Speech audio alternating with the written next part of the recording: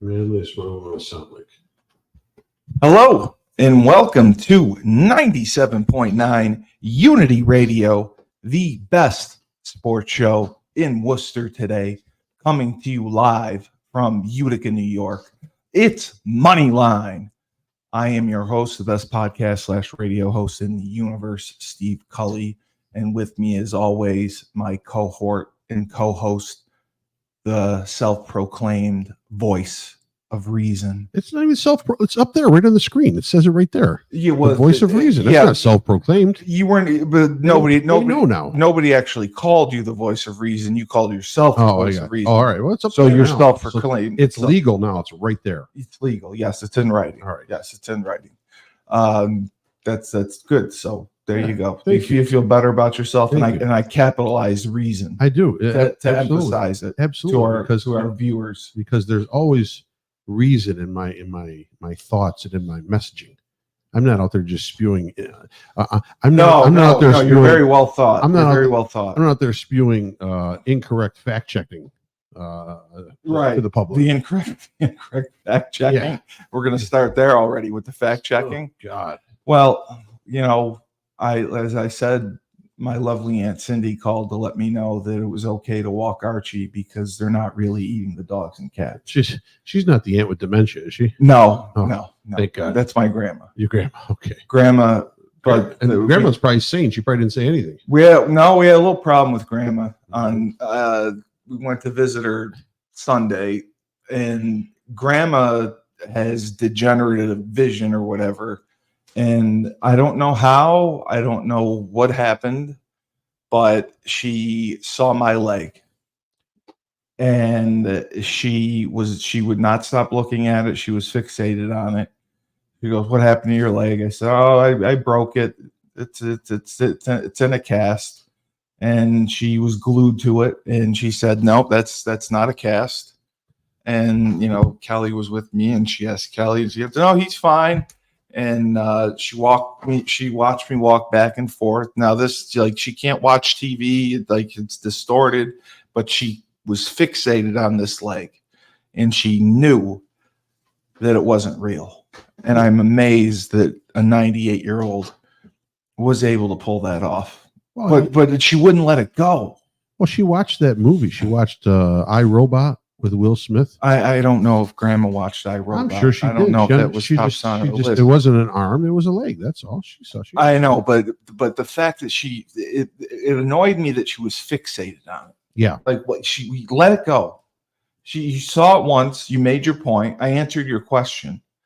Why do we need to continue discussion on the topic? It's like the first time a young boy or man sees breasts. You're fixated. You're fixated. You can't leave your eyes from that gander right there. Are you kidding me? You're locked in. You're honed in. You are. So you're just staring at cleavage all the time. Is that what you're saying? You are the sniper of titties. Oh, okay. Absolutely. Your eyes are fixated. But then you get in trouble. That's frowned upon, isn't it? You're young. You can get away with it. If you're 40, if you're 45 or 50 and you're fixated on, then someone's going to say something. Then someone's going to say. Then you're a pervert. Oh, okay. Well, a lot of news going on in the sports world. A lot of news going on, and I wanted to start with the Dolphins of Miami. Tua, who got his money, he got his big extension, and I think I was against it. I believe you were for it. Most every quarterback got their extension. Yeah, they did. They did. Dax got his. Yeah, they all got paid. They all fell in line. They all did. But I just want it known for the record. If you go back and watch past episodes, I did not believe in Tua, and I did not want to pay him. Right. So they did anyway, and lo and behold, he gets a concussion. And I believe it's his third or fourth in 2 years. Yes. So they have a little bit of a pickle going on there down in Miami with the quarterback situation. I believe they signed someone, and they had drafted Sean Clifford, but they signed someone because they didn't think Clifford was ready. I have to check. But they are not placing Tua on IR. And I think this is a situation where the NFL actually has to step in and say, has to step in. Why? Well, because he's had 4 concussions and they're pretty severe in 2 years, and it's like, when's enough? Well, I mean that decision is up to a core of doctors and him and his family, basically. I mean, I believe it's up to the neurologist whether they'll clear him from concussion protocol. I don't think they'll tell him that you can never play football again. Of course not. But I mean, enough is enough. Like it's not working. And I mean, he just got his money, and so he just got his money because thanks for participating and go home. Well, which probably 80% of that money is guaranteed. Okay, but there's injury clauses in there, I believe. If he were forced to retire, he would get all of it. I would think so. But I don't know about that, because once you sign the contract and they roll $50 million into a signing bonus, that's for the year you get it, yes. But I don't think you get it for the duration of the contract. I think the 50 million is up front as a signing bonus. They spread that out over the length of the contract, or isn't that just here's 50 million? No, if they say it's a 50 million signing bonus, they sometimes will defer it based on the salary cap. But yeah, all right. But still, I mean, that's a lot to deal with. And he's not durable. I don't think I think he's overrated. And his health obviously comes first. Well, then make him durable. Give him better protection. He took jujitsu, so he could fall better. No, I'm not saying that. I'm saying make the schemes for a little while until he's back on his feet again and feeling normal. And maybe it's a year's time from a concussion will help a little. I don't think it does. I think it's like a boxer. Your chin, after you get knocked out and you take one on the chin, the second time it's a little easier. Going to go down a little easier. It keeps getting easier. But bottom line, make the pass options or pass family a little more protective friendly for him. Keep an extra guy in. Roll the pocket. And that's what they did well last year. I believe he had the lead in the NFL as far as the timing of getting the ball out the quickest. Right, getting the ball out the quickest, and there were so many different. They had a lot of motions. They had a lot of motions. There's so many different variables in that offensive scheme that realistically it was hard to figure out what was going on. So you're not pinning your ears back and getting to that X 7 to 9 yards deep in the pocket. So I mean, I think they can do a lot to help him by again making it user friendly to what they have to do to keep him on the field. Well, I don't think Mostert played either, right? Was he was out as well. He was out as well. Yep. Yeah. So they and then the Tyreek Hill situation is still not the greatest, and that's caused problems. Yeah. So it's a tenuous situation down in Miami, and you have a young head coach, the guy that's Mike out McDaniel, that they could go and pick up right now. It's not Joe Flacco. It's not Joe Flacco. It's Ryan Tannehill. Ryan Tannehill isn't signed. Ryan Tannehill's not signed. Huh? Pick him up right away. Huh? And he could fit into the system. He played that system. Ryan Tannehill was on the Titans last year, wasn't he? Or no? Yes. Last year or 2 years. Yeah, because he wasn't. Or no, maybe he was on the Falcons. I think he was on the Falcons. Was he? Yeah. Okay. Yeah. 2 years ago, with Vrabel, and they had a great year. You're right. And then the wheels fell off. Yeah. So I mean, listen, Tannehill's out there as an option, a short-term option, long-term option, whatever it may be. I know they picked up a phone and made a call probably to Tom Brady. They did not make a call. I bet you they made a phone call to Tom Brady. He's 47. I bet you they made a phone call to Tom Brady. I'm sure he turned it down, but I bet you they made a call. You wholeheartedly believe that the Miami Dolphins made a phone call to Tom 150%. And said, please come out of the Fox booth where you're not good and you can come back on the field and be great again. You think that's what Tom, come help the Dolphins win the Super Bowl this year.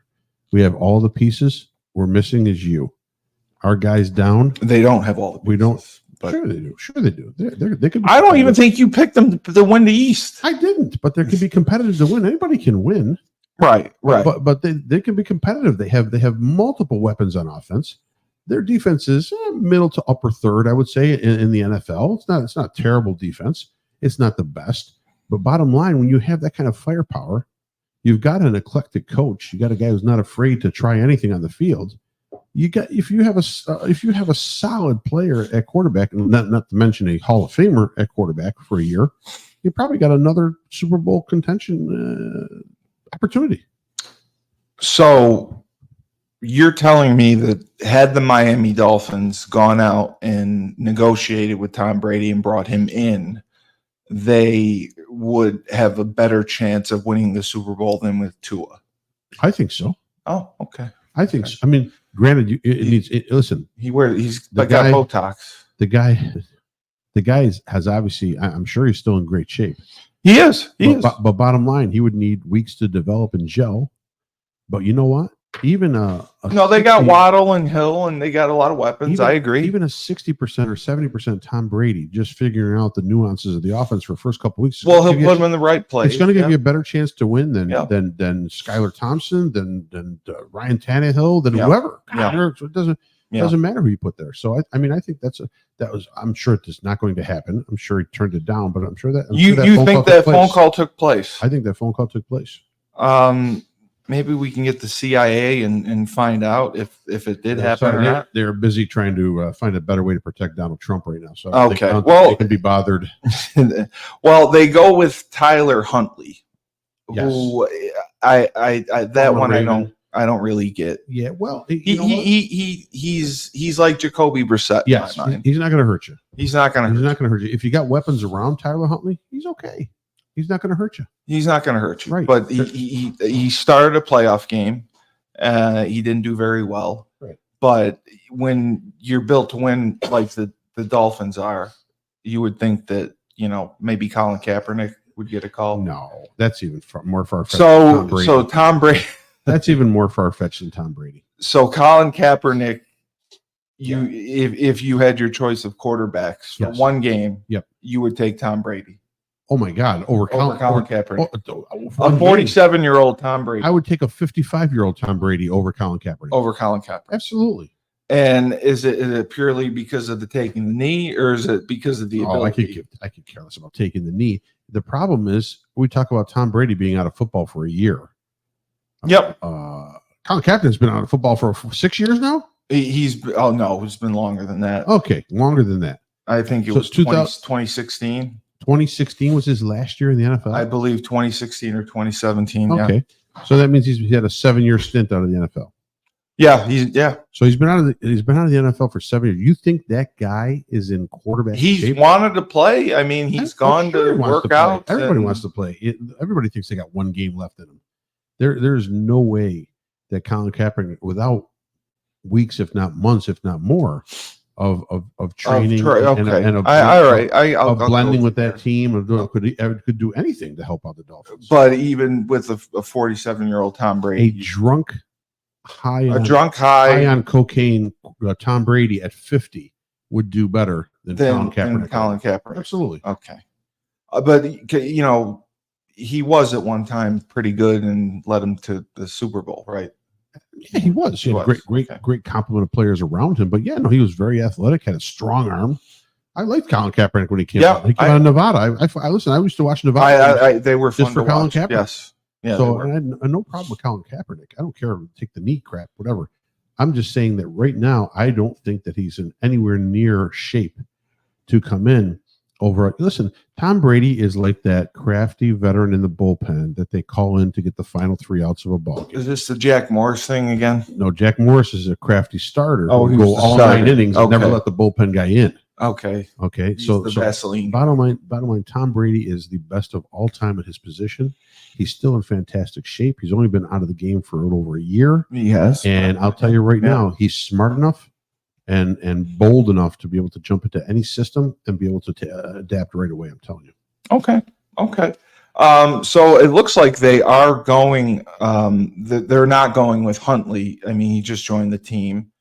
They are going with. They have to go with Skylar Thompson right now. They're going with Skylar Thompson, who was a draft pick. Yeah, he was the backup. And they play Seattle, who's a surprising 2-0, and they have a new head coach, and they've been doing pretty well. I've liked who has a new head coach? Seattle. They went Pete Carroll? No, they ran Pete Carroll out. They ran Pete Carroll out. Yes. I thought Pete Carroll's the head coach. No, he's not. He's not the head coach. Who's the head coach right now, Seattle? I gotta look that up. It's I think it's another McDaniel. Peter Carroll? Is that who it is? Not Pete? No. It's a mix something. No, it is. A McDouble? No, it is. I can't think of his name. I'm looking it up right now. Here's the coaching staff. Okay. God, what does the cookies mean? Mike McDaniel. See, I told you it was McDaniel. Mike McDaniel. Mike McDaniel. Yes. I never even heard of that guy. He looks like he's 24. Pete Carroll is not the head coach of the Seahawks? Yeah, they ran him out. They ran him out last year. How come I don't remember this? Well, because in the NFL now, if you hit 40, now you're too old. Is that what it is? It really is. They just keep trying to get younger and younger head coaches. And I believe Mike McDaniel was the head coach, the youngest head coach. Mike McDonald. McDonald, I said that. Okay, I think it's McDaniel. No, I said McDonald. Okay. But I believe that Mike McDaniel was the youngest head coach until this guy was brought in. Right, okay. But they try to get younger, and the youngest head coach in history, I believe, so they kept Pete Carroll, and he's an advisor for the Seahawks. There was just a nice way of saying they give him Rolex and right, I got you. Tell him to move on his way. I got you. Yeah, so that's interesting. The other kind of surprise is the Baltimore football Ravens. Yes, AFC Championship contenders, and they are now 0-2. Yeah.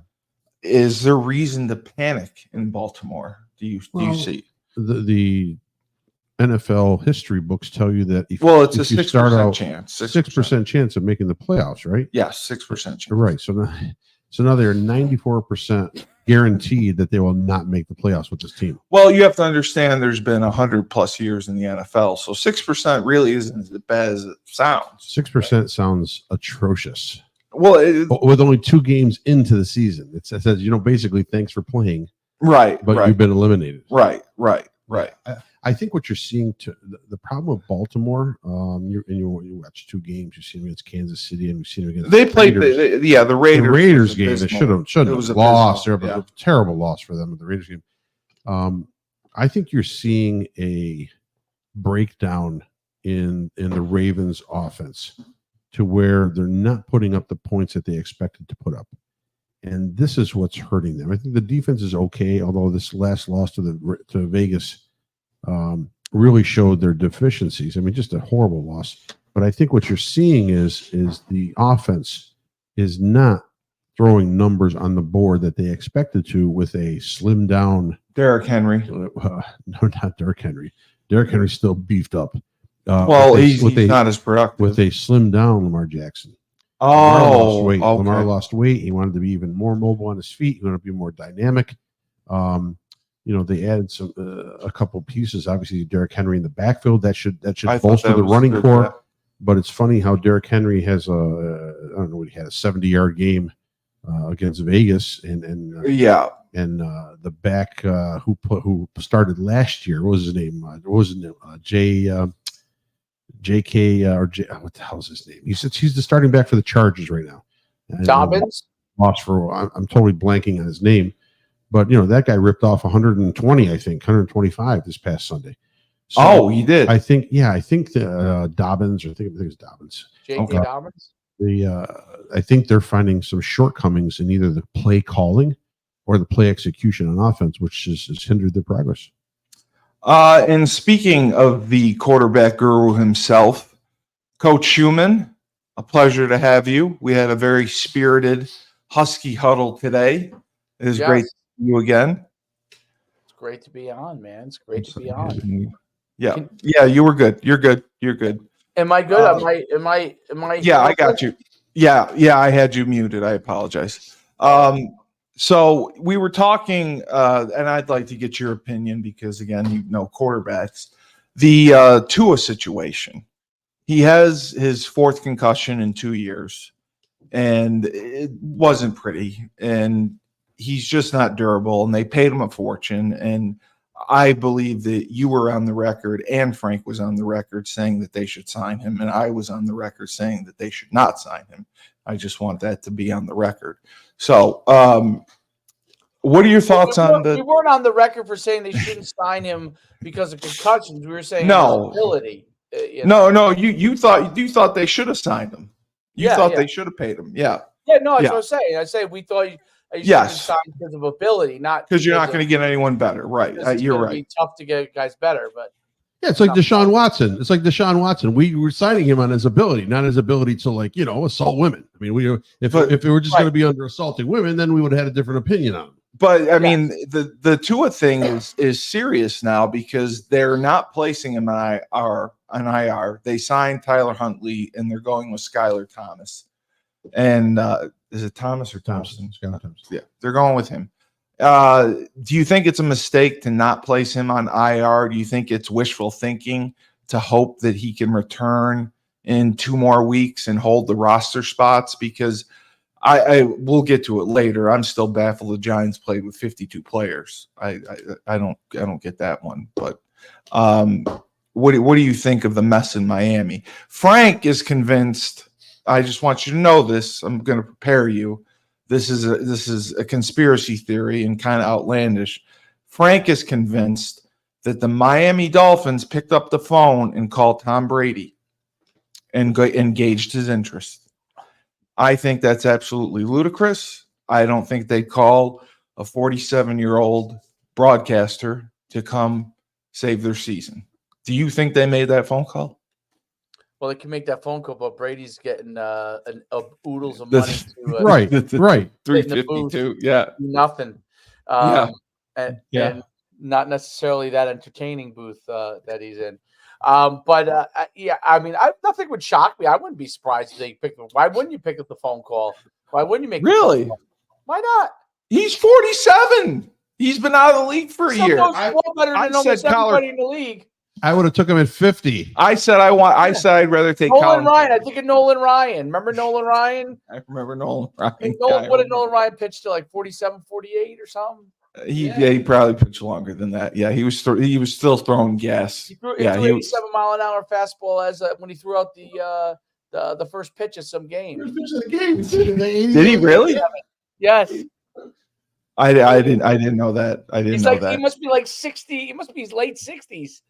Wow. Yeah. Well, I said, like, if we're going that route, I would have taken Colin Kaepernick. Like, wait, Colin Kaepernick over Tom Brady? Are you right now, Coach, right now, please dispel this insanity that's I would spewing take out of his mouth. a 36-year-old Colin Kaepernick over a 47-year-old. You guys are letting me or Frank up at quarterback right now. Yeah, put me in the gun. Put me in the gun.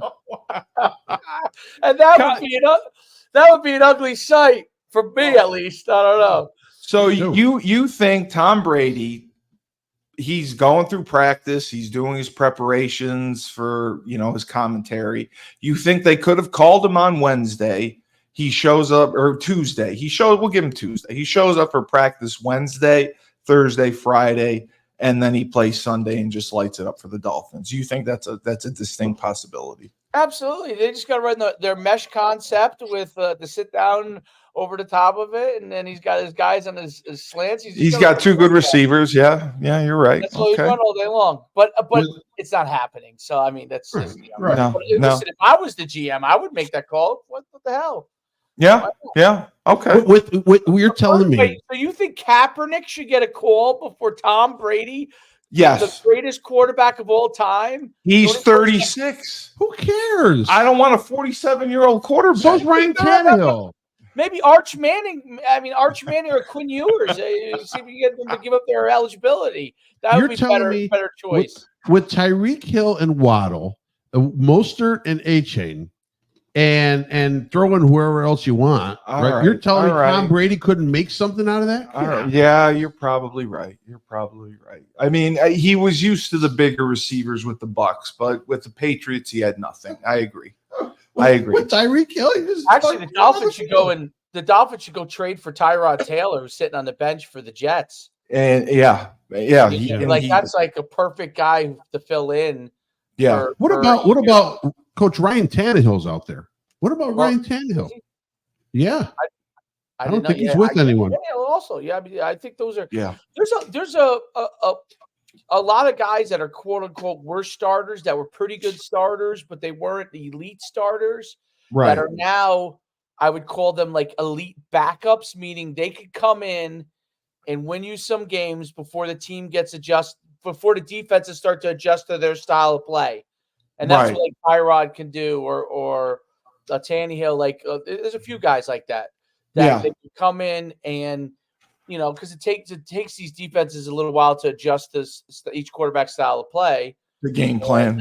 You could rip off some games. Listen, Tommy DeVito was throwing Tommy Cutlets touchdowns until they adjusted to his style of play. Once they adjust, though, that's the hard thing, is once they adjust to your style of play, if you're not like you were talking earlier about the Ravens, okay? Yes. And so I don't want to beat a dead horse because you're talking about the Ravens for a while, but I want to hear it. I think what you have here is with the Ravens is a solid team all around, but now that Lamar Jackson, people understand, really can hone in on his style of play. This to me is where the running quarterback is limited, okay? Because everyone needs to be able to move in today's game. There's very few Tom Brady's around anymore, that can really just sit there. And even Tom Brady, as he was getting older, you could see with Aaron Rodgers, like he's getting rid of that ball quick, right? Kirk Cousins struggled. Aaron Rodgers did very well, but I'm saying they got to get rid of the ball quick because they're under fire. So they all got to be able to move, like Mahomes, to get elude a rush. But the guy who can only really kind of make one read and then take off the run is if you have a team that has a good defense, again, you could corral them. It's I don't know. I don't know what the Cowboys' problem is, but there seems to be a limitation to Dak. I don't know what the exact limitation. It's hard for me to put my exact finger on it. Yeah, with him. But the defense fell apart. I mean, that's a whole different conversation. But with the Ravens, that's my thing. It's like I wonder if because these defenses are so athletic and these defensive coordinators are so smart that once they really kind of catch on, I call it the Cam Newton theory. Cam Newton was dominating the NFL, and then the Broncos dominated him, and then his career was over in a year. It really was. Because his style of play couldn't continue to adapt. Whatever his weaknesses, whether he saw only a certain part of the field, whatever it was, they figured it out. The Broncos figured it out. Everyone replicated it. What's happening now with Lamar Jackson, he's been to the playoffs enough now. Teams have stopped him enough in the playoffs. And what's happened is now those teams are getting the film. And there's a guy in the corner over there that's job is to figure out how do we keep Lamar Jackson from beating us in the game. And that's those two or three guys, those intern or whatever, and they're figuring it out and they're handing it over. We cracked the code. The Connor Stallions of that played against them. There are guys that No, I know that's what they do. He tends to do this over and over again. He tends to. Everybody, I don't care who you are in football. I don't care how good you are. To Nick Saban, to Bill Belichick. Every coach, player has certain tendencies, right? Yeah. And if those tendencies can't be adapted, then you're going to be in trouble. What makes Mahomes and Brady so unique is that they continue to be able, within their skill set, to adapt their play. There were tendencies. And they have guys on the offensive side and coaches that they can communicate at that elite high level with that can help to continue to adapt the play.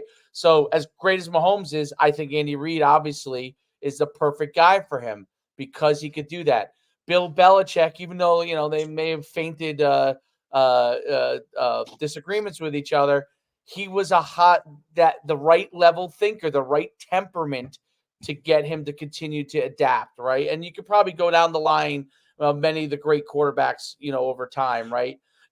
Dan Marino, Miami, allowing him to leverage his strength, right? If he could have gotten a few more pieces to the puzzle, he won. And you can Peyton Manning, right?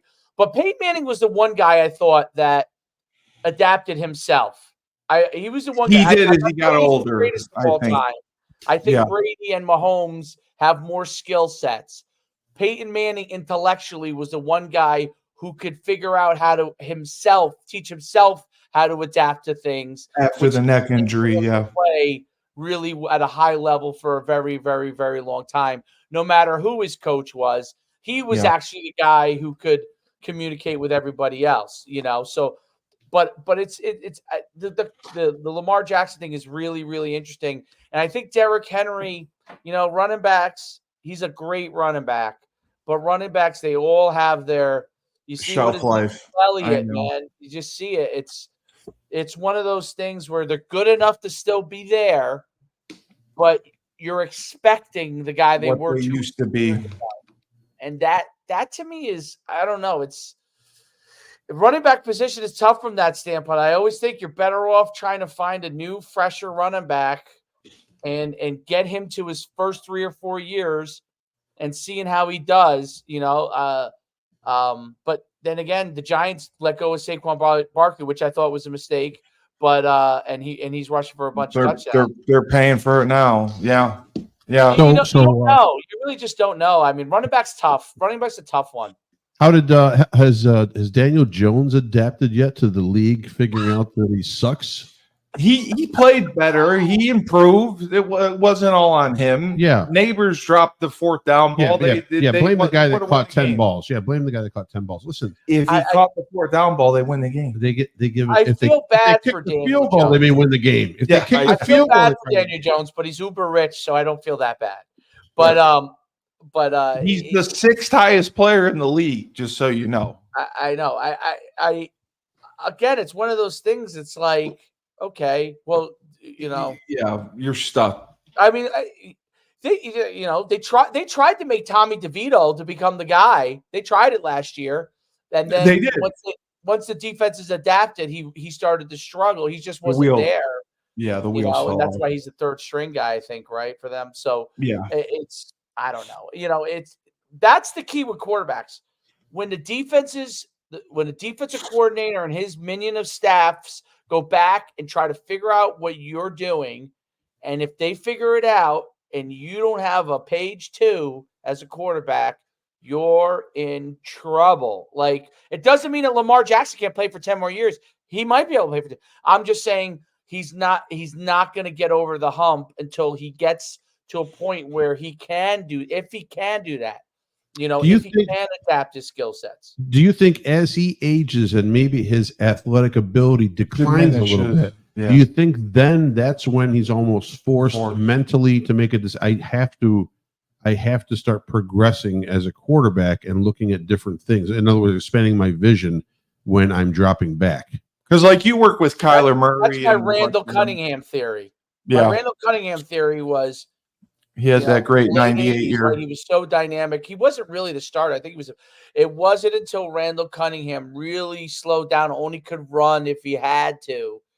And did he do the job for the Vikings with Randy Moss? Like, did he lead them to a playoff game? And I think he led them the NFC Championship. NFC Championship, right? I thought he was at his best.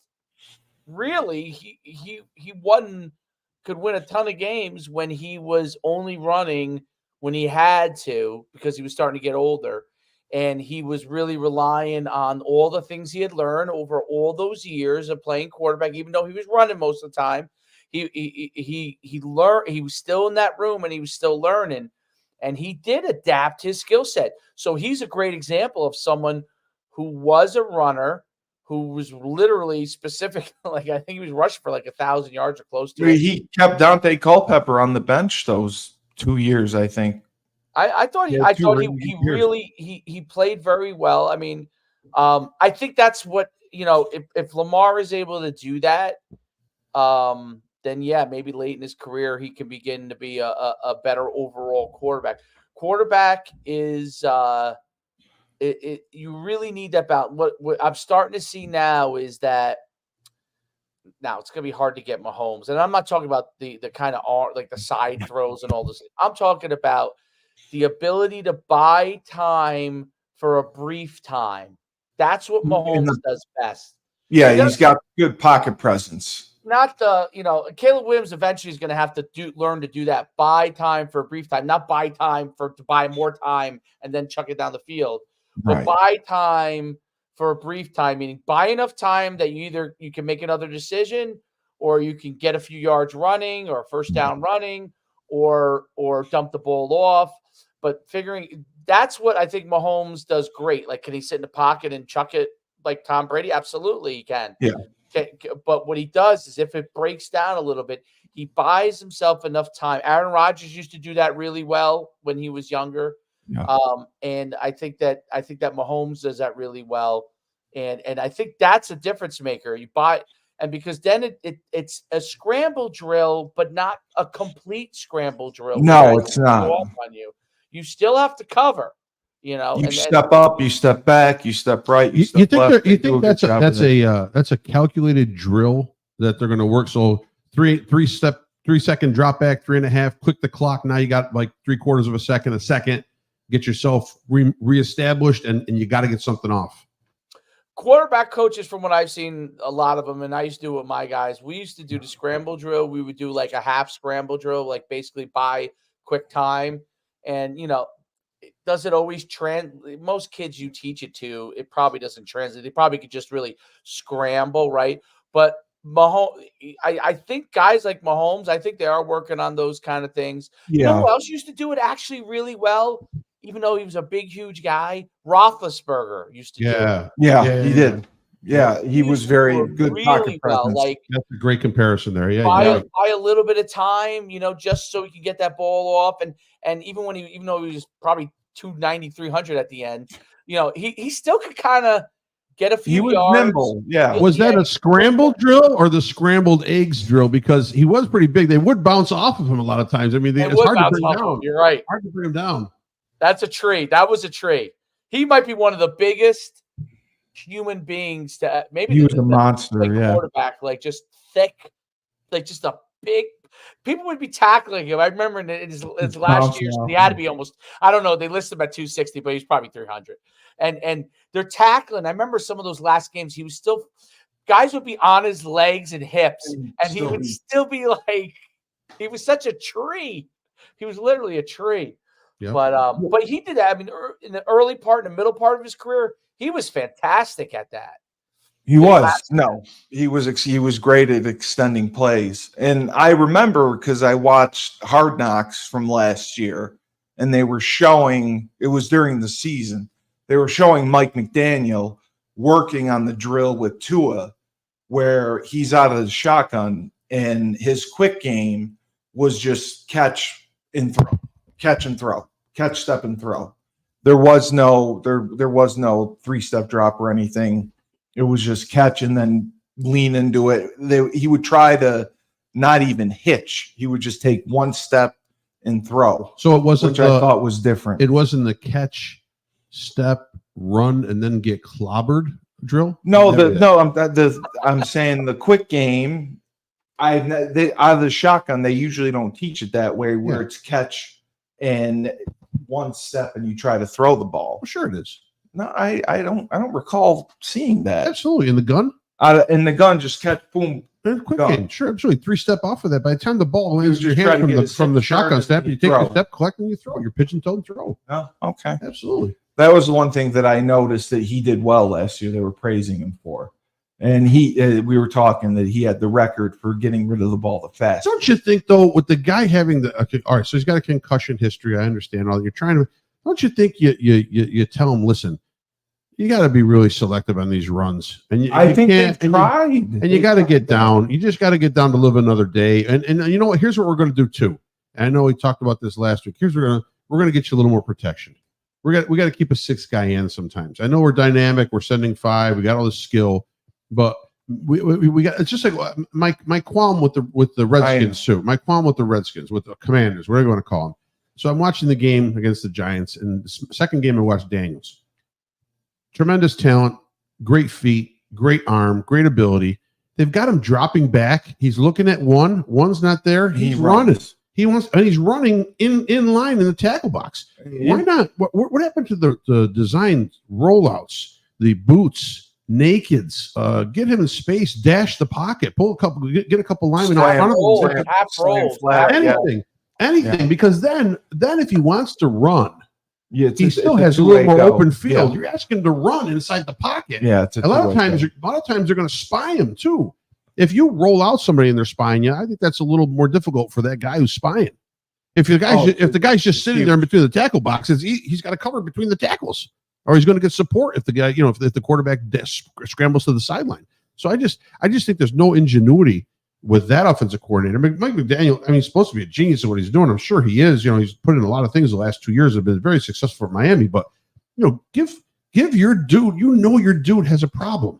It's a major problem. They've been doing more RPOs. They've been doing more quick game. RPOs don't leave you. So I don't like RPOs. I don't like RPOs. The RPOs leave your quarterback hanging. They sure should. Yeah. Because you're reading, it's a run-pass read. So what basically means, just like the option, right? You're not blocking a guy, okay? You're not blocking a guy. And they try to block the tackle on. They try to block them on, but you're reading it, right? So depending on who so someone could come free, and that's there's a split second longer it takes to throw off an RPO, right? So that split second. The negative to it is you could be taking a shot, and I saw it. Lane Kiffin runs RPOs to death. You know what I mean at Ole Miss, but it's UConn did it too. At the pros, you do need to keep a guy in. Okay, I think protection, especially the back, at least the back. Okay, off the fake. Yeah, everybody sends the back out as a receiver now. Yeah. They do. The old. I guess the issue is that they don't think that those guys can block them anyway. But the old, the split backs where the two guys block off the edge, and the linemen block in, and then they take the rushers, and the quarterback slides up in the pocket. UConn did some of that. That's gone away a little bit in the pros. I think it has. Coach is right. Frank is right. And that the voice of reason. I noticed that the voice of reason is down below. It's right down there. Now I capitalized it for him. I capitalized. I love it. That's great. That's great. But yeah, I think Frank's right that it's the answer. They have gone away from it. Yeah, they've gone a lot away from it because you're relying on the quarterback to make these quick decisions, and they just figure these guys, this is their read, this or that, and the this or that read for a pro quarterback like Jaden Daniels is good. It's fast. Lamar is gotten he even has had to evolve somewhat his passing, because in the beginning he was doing this or that and he was taking off and he was running for 8 acres, but now it's guys are starting to crumble. I don't know. I think that's just they don't learn as much at the quarterback position about how to read the field quickly and pre-snap reads. No, and I just know from the last few, and I've been coached high school football in a few years now, but my last few years, I noticed that the quarterback position had really started to change. And the thing that really changed a lot was if you went in on the board and were like, hey, if like we used to do, go see if it's open or closed, right? Identify the box and see how the corner's playing. After the first statement, your quarterback's glossy-eyed. now. I mean, he's like, is it open or closed? What do you mean? Is it open or closed? Meaning You're talking about the middle middle of the open? field, yeah. Middle of the field open, meaning Right. 2 safeties, Or one, yeah. Or closed, meaning a guy in the middle standing there. It's open. Okay. I mean, it's hard to get past that. Like, you know, yeah. If you can't get past that, then you're doomed. God forbid you tell them, you say, like, how many linebackers do you see now? Now look, okay, do we have an even and odd front? How many linebackers? They can't do it. They just can't do it. No, and we have coaches that can't do that, let alone players. Right. I worked with a guy. I worked with Bob Jones, and Bob. Well, we didn't do RPOs. Well, no, we didn't do RPOs, but what I'm saying couldn't just do just to recognize guys in the box. Yeah. He didn't know whether it was 6 or 7. I mean, well, he couldn't see. Well, yeah, but I mean, so if the coach can't see it, how is it supposed to translate it to the kids? He couldn't see it. I had to go a few years ago. Actually, a guy I thought was a genius that I coached with many years ago. He put it in this system where instead of, how you have 0, 1, 2, 3, 4 I, 0, 1, 2 I, 2, 3, 4 I, 4, 5. Would you read the gaps? The alignments for the defensive lineman, how you would line up. Okay. He went away from it completely because players were starting. This is in before like the 2010 time, because guys couldn't understand 2I, the shade. They couldn't understand it, right? So they couldn't understand 4I. They couldn't understand it. No, I know. I remember. I was like, why is it a 4I? So he just went to 0, positive, negative, 1, 2, 3, 4, 5, 6, 7, 8, 9. Oh, okay. Like literally, 1 was inside shade, 2 was head up, 3 was outside shade, 4 was inside shade, 5 head up, 6 outside shades, then 7, 8, 9, right?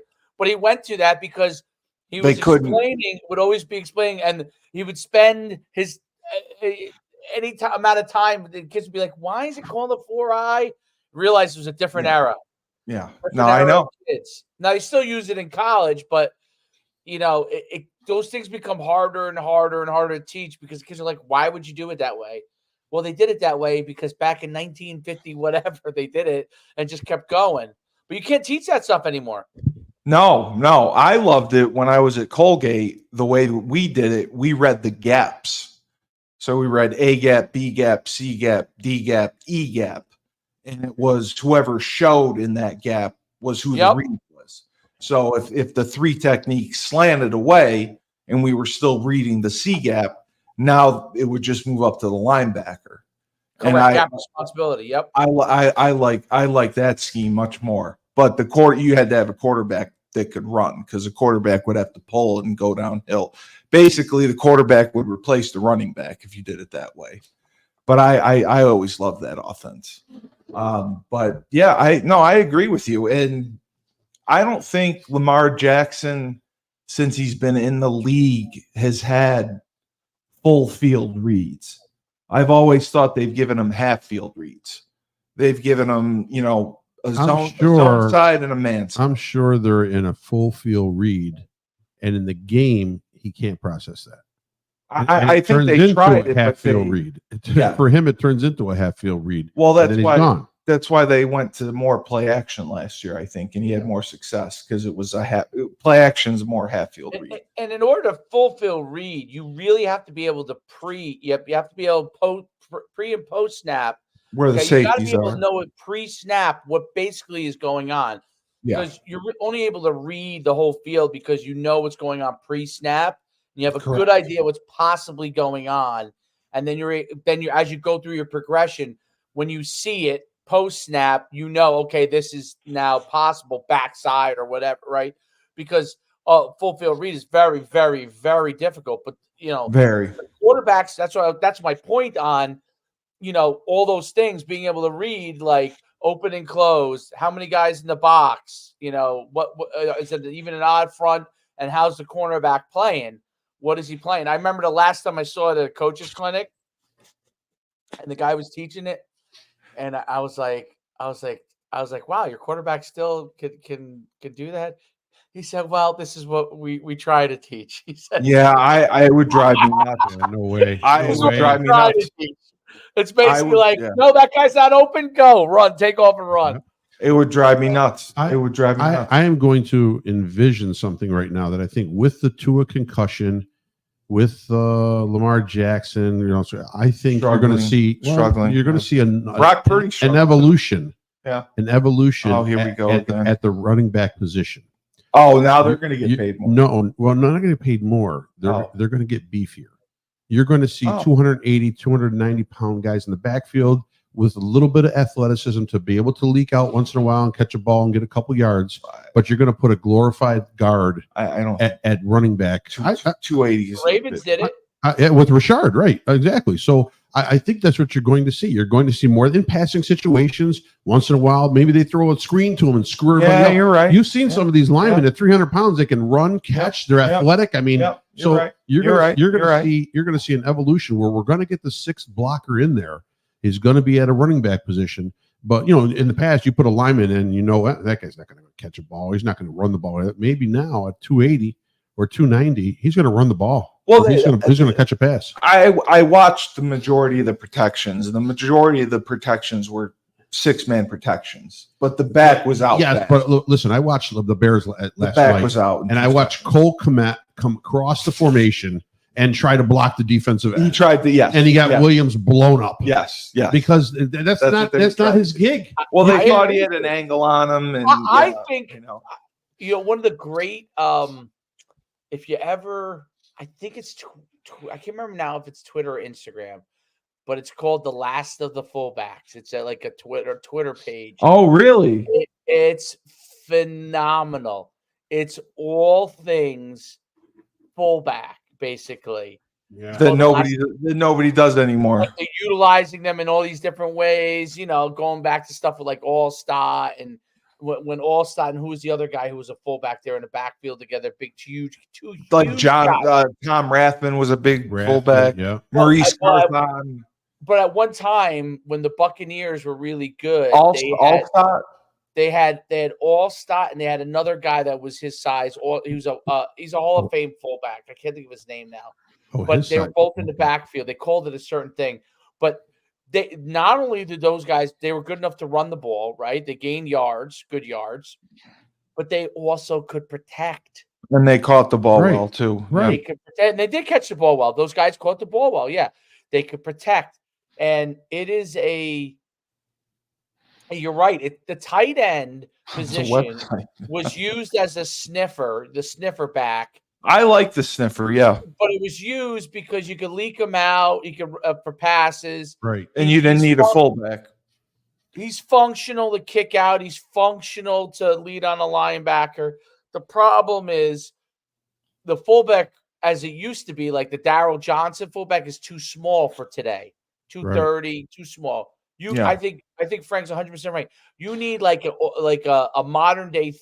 Like I would say an old school 3-tech, like 6'2", 275, 6'3", 275. Nowadays might be a little small for a 3-tech, but the old school 3-tech they used to see a lot that people used to use, and his job was just B gap, beat you off the ball. That's the guy who's that Randy White. That's the guy, right? So 260, 265, 270 at the time. That was big back then. Yeah, so I just he think, was the center. If I'm a coordinator, why am I having Cole Kmet come across this formation and try to block one of their best athletes on the field defensively? All right, and a down that you need to. So it's a bad. Why not? Why is it not big? I'm big. You want to motion Kmet, can motion him in a little bit, kick him back, sniffer, whatever you want to do, and he can help on any kind of inside pressure where he can square his freaking shoulders up. I don't understand. I just don't understand it. No, I agree. I don't know how many teams even carry fullbacks anymore. They use the tight ends as the same position. 49ers use one, right? Yep. Justic, yep. He's do the Lions use one? The Ravens use the big guy. The Ravens use the big guy. Lions, I don't know. Lions are a lot of single set. Is Mike Burton still in the NFL? He was like an all-pro fullback kind of guy. But I think in the long run, I think those guys may be a little small in the long run. They are. to take on the linebackers and the block defensive ends. Yes, they are small. Back guys are going to live again. We're going to have another position to play. No, you're right. It limits the running game. Yes. That's why you saw the Eagles just running one back power. I mean, right. They don't have two backs. Right. That's all they could do. I don't know. I just think that needs to evolve. I think that's the next step in. I really think sometimes half-field reads, 6 in to protect a guy. I mean, you're investing. What is it now? $50 million a year in a guy, $60 million a year in a guy. Turning into, and you're gonna leave that dude hanging on the backside on his blind side, just standing there, and some guy's gonna wipe him out. And there's your investment. Come on, and your season's over. Be smart. It doesn't have to be every play, but it's got to be at some points when you need it. When you're getting the shit kicked out of you, and you need it. You need an answer. Then you got right. Where's the answer? Where's Plan B? There is no Plan B. We lose. There is no we lose. B. Right. Dave, I gotta ask, just because I know you're not a Giants fan, but the Giants debacle yesterday, I watched it, and I was just it was just so painful. Coaching, my butthole hurt for so long. And, coaching. The kicker Graham Gano pulls his groin, and they said that he pulled it during warmups, but they still kept him active, and they had a chance to make the guy from the practice squad active, and they didn't. So they had just the punter, general manager, and the punter misses the first extra point. So same GM that let Saquon go. Joe Shane, whatever. Joe Shane. So DeBall decides, I'm not kicking extra points anymore. I'm going for 2 every time. Misses 2-point conversions twice. Misses the extra point, and they lose the game by 3 points. And they only dress 52 guys. I'm trying to think in NFL history. There's no way that that's ever happened before, that a team has gone into a game dressing, maybe because of COVID, but dressing less than the 53-man roster. Have you ever heard of that? Well, I think sometimes that happens because you have I know specific instances of it. You mean where they're not addressing all the guys? You're allowed to have 53 men active. When they carry a fourth quarterback, sometimes that happens. I think the emergency quarterback counts towards the 53-man roster, but he can only go in. So what does that mean? 52? Does that mean that they purposely didn't dress somebody? They purposely didn't dress somebody. Yes. If you look it up, they purposely did not. So someone they were IR. Yeah, they were saying that it could have been a cap situation. They didn't want to pay because if they had to activate the guy. It was in memory of Saquon Barkley that just left the jersey hanging in the locker, unoccupied. Like, I wish you had you. And then they had Darius Slayton returning the kickoffs, and he fumbled one, and it was just.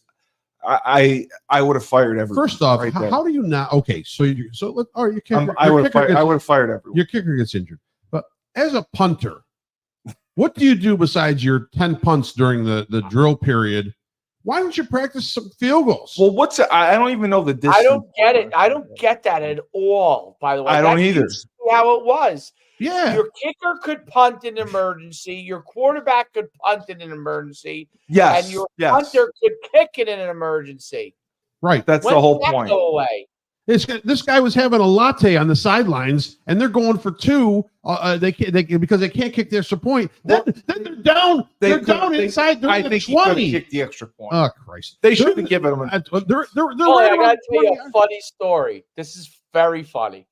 So, you played at UConn, so like you go down the hill there, right? You walk all the way up. You walk up those stairs to go to practice. The stairway to hell. Yes. Yes. By the way, I used to know the exact number of stairs because my senior year, it was my last year, and I used to I counted them the very first day, and then from that day forward, I would just count, and people would be like, "How do you know you're at the top?" I'm like, "I just count."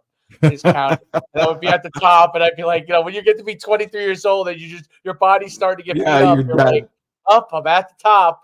Okay, here we go, practice.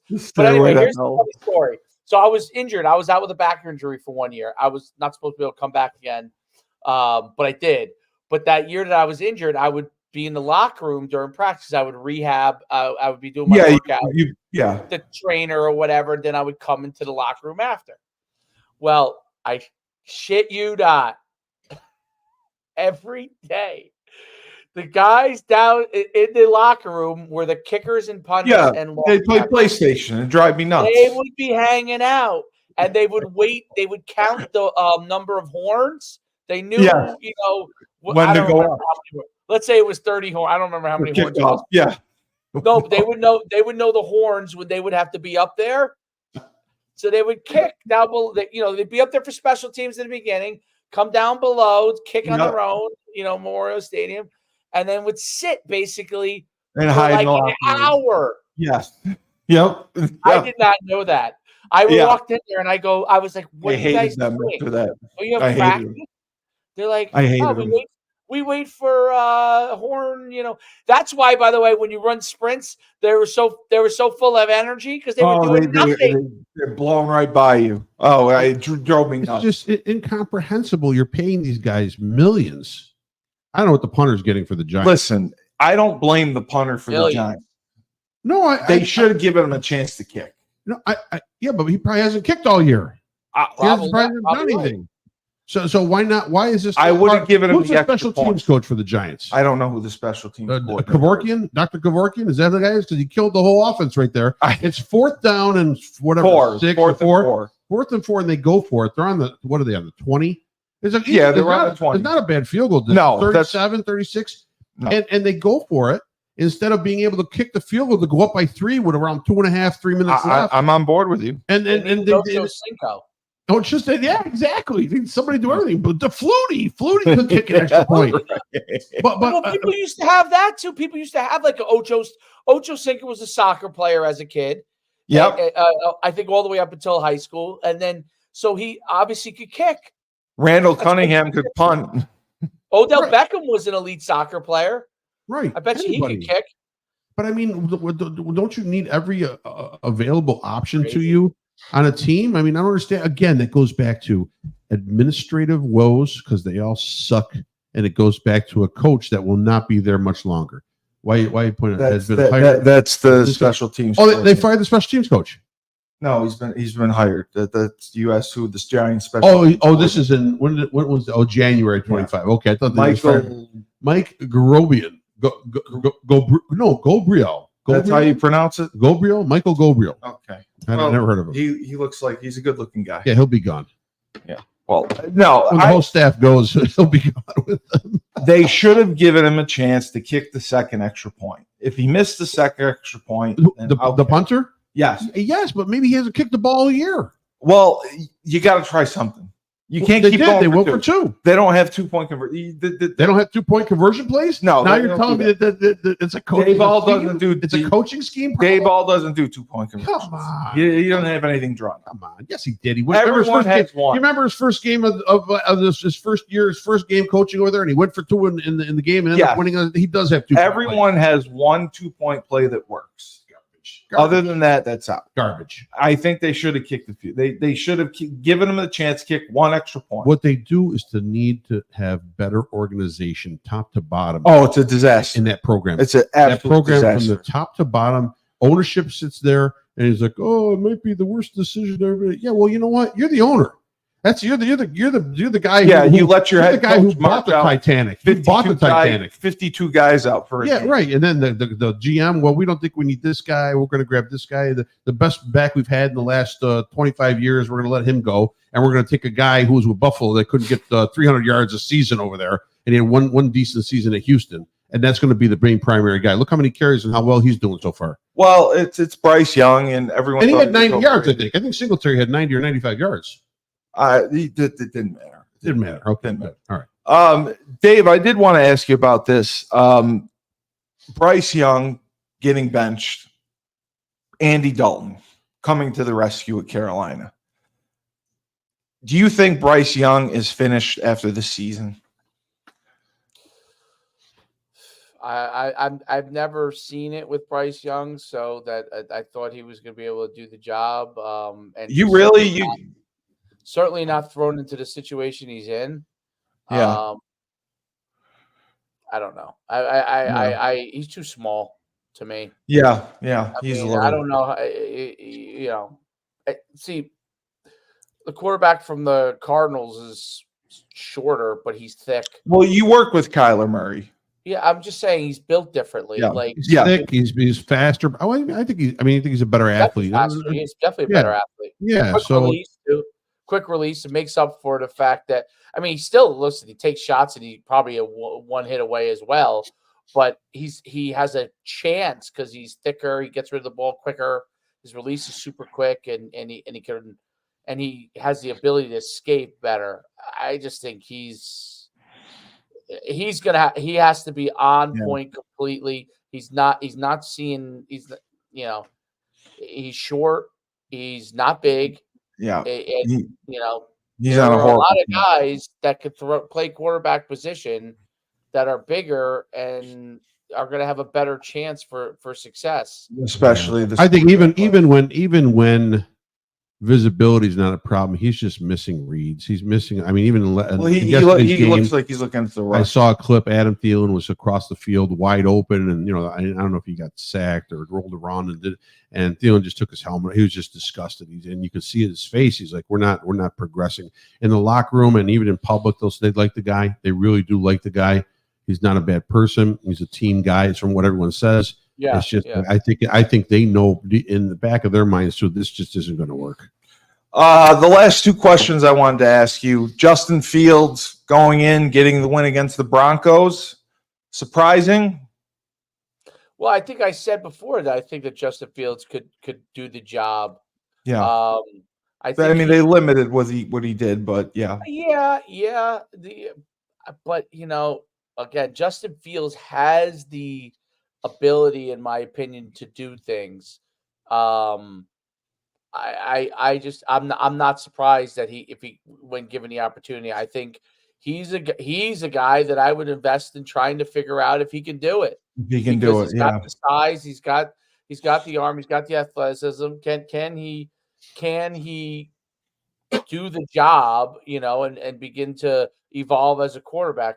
Because he's a guy I would invest in. The Bryce Young was phenomenal at Alabama. But he probably wasn't getting touched too much either. There. No. He had the best players around him. He had Waddle and those receivers around. But listen, too. Denver's going to have a hard time winning 2 games. Yeah, Denver. And then when you look at it right now, the Steelers could be 3-0 after this week because they have the Chargers. They do. And the Chargers are going to be without Herbert. Yes. So now you're talking about Stick coming in as a backup quarterback who played a few games last year, had a little bit of success, but Pittsburgh's defense is the real deal. They're the real deal. After 2 weeks, you are seeing how dominant they are.